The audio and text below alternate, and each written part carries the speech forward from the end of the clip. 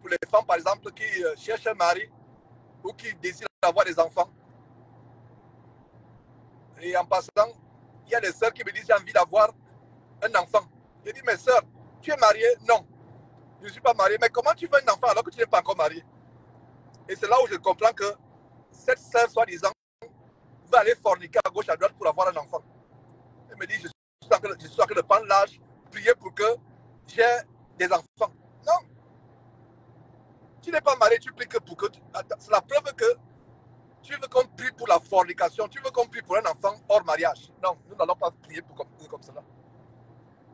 Une sœur qui est célibataire doit d'abord demander à Dieu, est-ce que c'est ta volonté que je me marie? Et si c'est ta volonté, Seigneur, toi-même envoie-moi un homme en temps opportun. Beaucoup de faux chrétiens se sont mariés à la suite des fausses prophéties, des fausses visions. Et c'est des mariages catastrophiques. C'est des mariages qui sont de véritables enfers. Demandez à Dieu de vous donner selon sa volonté, selon son temps et ce qu'il a réservé pour vous.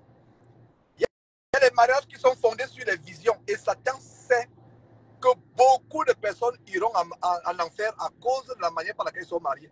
Il y a des mariages détruits. Je vous assure que dans le milieu chrétien, c'est un milieu où il y a toutes sortes de situations terribles dans les mariages qu'on ne rencontre même pas chez les païens. Parce que les gens sont mal mariés. Les gens sont mal mariés, les gens sont mariés avec précipitation. Les gens sont mariés avec précipitation. Oh, je veux me marier. Et on va même sur on va dans les sites de rencontre. Un chrétien ne va pas sur les sites de rencontre pour chercher une femme, pour chercher un mari.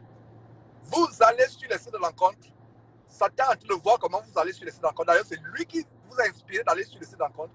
Vous allez rencontrer une bordelle, une prostituée ou un bandit qui va pourrir votre vie. Vous allez rencontrer une fille de Jézabel qui va vous taper, qui va vous frapper.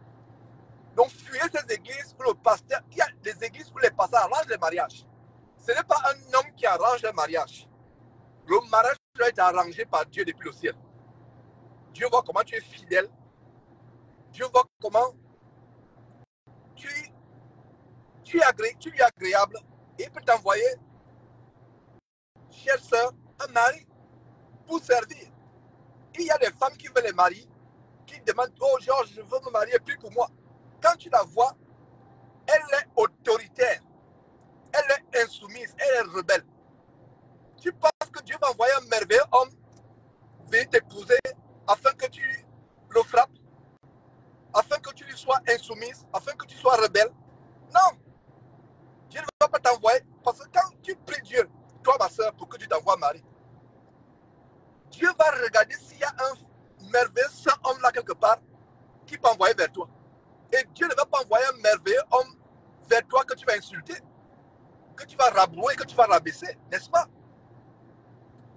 C'est subitement silencieux, il n'y a pas de likes, de j'aime, etc. Là,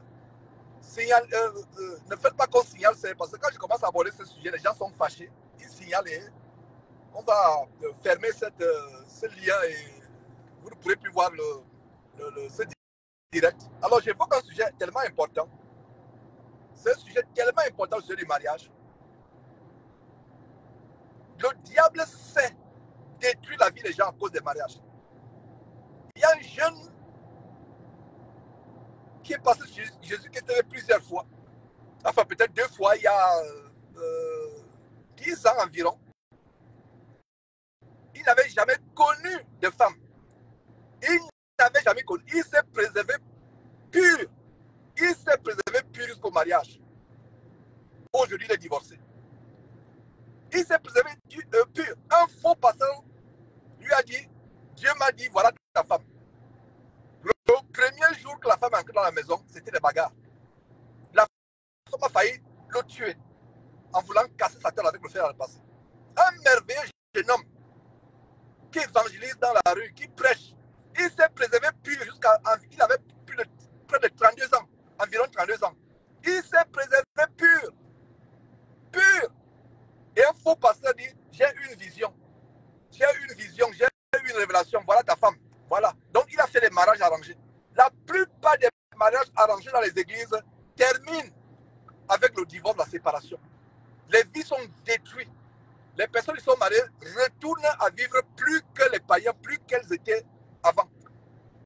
Donc, cette histoire que le pasteur a eu la vision. Toi-même, tu as eu la vision. Dieu m'a dit, Dieu m'a dit, Dieu m'a dit. L'histoire de Dieu m'a dit là.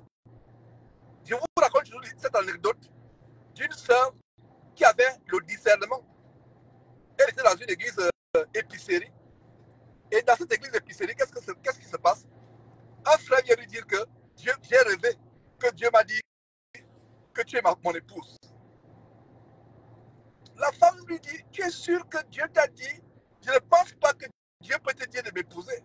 Je ne pense pas. Le garçon, le jeune homme a harcelé la sœur pendant des mois. Oh non, non, il faut qu'on passe à la maison de Dieu. Dieu m'a dit, tu es ma femme. Dieu. La sœur fatiguée a dit, ok, tu sais pourquoi? Je te dis que ce n'est pas Dieu qui peut te dire. Tu sais pourquoi? J'ai le sida. En anglais, AIDS ou HIV. Ah, tu as le sida? Oh, ça, tu as vraiment raison. Hein? Donc, je pense que tu as raison. Ce n'est pas Dieu qui m'a dit, tu as raison. Ah, non, sœur. Vraiment, tu as raison, tu as le discernement. Je pense que j'étais embêté par les démons. C'est les démons qui m'ont embêté. C'est les démons. Non, sœur. Ah, non, sœur, tu as le discernement, sœur. Je pense que c'est les démons qui m'ont embêté. C'est vrai que je n'avais pas le discernement. Donc, c'est vrai, tu as raison. C'est pas toi. C'est pas toi.